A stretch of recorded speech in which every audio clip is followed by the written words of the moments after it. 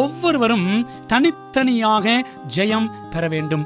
Each individual must gain victory personally, individually. Ephesus, Smyrna, Pergamum, Thyatira, Sardis, Philadelphia, Laodicea என்று 7 சபைகளை பற்றி இந்த வெளிப்படுத்தல் 2-3 அதிகாரங்களிலே நாம் வாசிக்கிறோம்.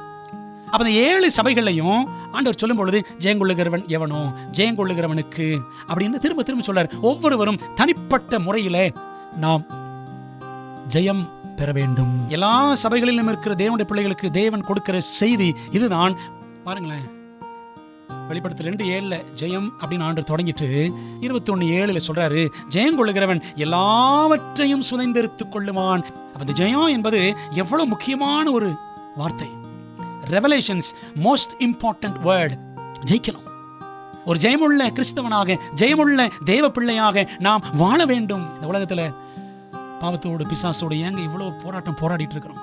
இந்த சாபமான உலகத்துல, நோய் நொடிகள் நிறைந்த இந்த உலகத்துல ஏன் நாம் இவ்வளவு அல்லாடி கொண்டிருக்கிறோம், தடுமாறி கொண்டிருக்கிறோம், போராடி கொண்டிருக்கிறோம் அப்படின்னா ஜெயிக்கணும். அதுக்காகத்தான்.